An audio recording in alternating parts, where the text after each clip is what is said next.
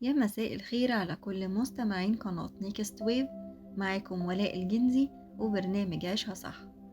موضوع حلقتنا النهاردة هنتكلم فيه عن الضغوطات النفسية وأسبابها وأعراضها وطرق التغلب عليها. لكن قبل ما نبدأ ياريت تعملوا لايك وسبسكرايب للقناة علشان يوصل لكم كل الحلقات الجديدة. في البداية خلونا نعرف معنى كلمة ضغوطات نفسية. الضغوطات النفسية هي مشاعر أو حالة نفسية بتأثر على الشخص بشكل سلبي. ومن أسباب الضغط النفسي ممكن تكون بسبب صدمات عشناها أو علاقات سامة قابلناها في حياتنا، أو ممكن تكون بسبب ضغوطات العمل أو الخوف من الفقدان. كمان في دراسات أكدت إن الضغط النفسي ليه أعراض نفسية زي الصعوبة في التركيز واتخاذ القرارات والقلق المستمر والشعور الدائم بالإرهاق، وكمان النسيان بيكون موجود بشكل ملحوظ جدا.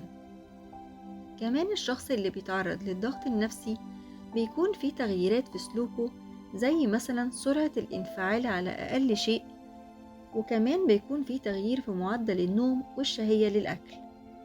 بالإضافة إلى أن الشخص المضغوط نفسيا دايما بيميل للعزلة وتجنب الأماكن اللي فيها تجمعات.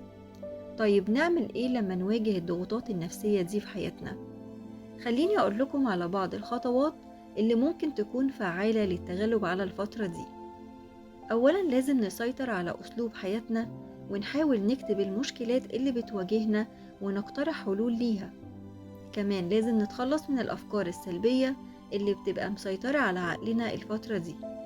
كمان من الطرق الفعالة جدا إنك تعدي الفترة دي هي ممارسة الرياضة أو إنك تمارس أي هواية مفضلة عندك. طيب لو كل المحاولات دي فشلت في إنها تخرجني من فترة الضغط النفسي، أعمل إيه وقتها؟ في الحالة دي لازم نتوجه لأخصائي نفسي علشان يساعدنا إننا نعدي الفترة دي بأمان ومن غير ما تسبب أي ضرر نفسي. وبكده تكون خلصت حلقتنا النهاردة. استنوني في حلقة جديدة وموضوع جديد، وما تنسوش تعملوا لايك وسبسكرايب للقناة علشان يوصل لكم كل جديد.